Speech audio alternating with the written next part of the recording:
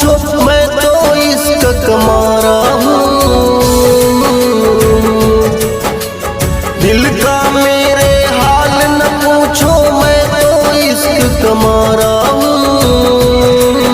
आवारा हूँ, आवारा हूँ, आवारा हूँ, आवारा हूँ।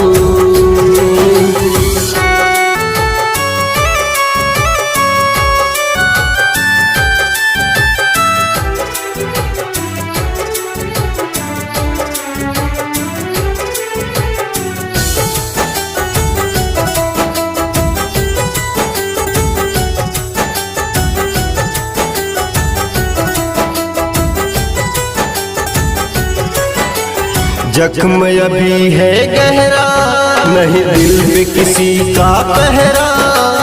जहाँ मिले थे पहले फिर आज वहीं पे ठहरा।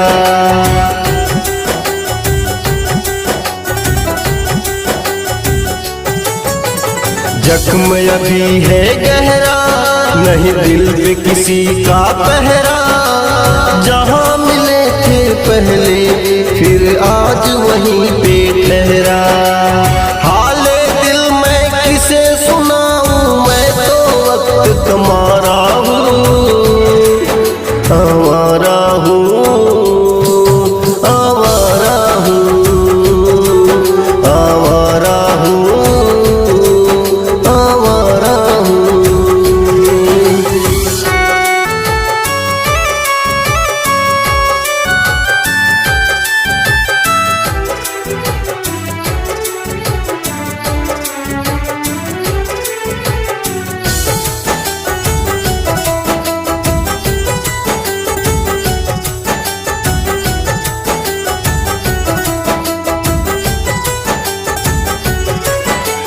लिख के दिल पे नाम मेरा मिटा दिया।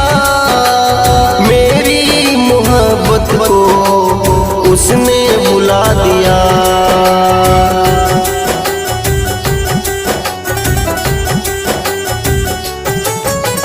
लिख के दिल पे नाम मेरा मिटा दिया। मेरी मोहब्बत को उसने बुला दिया।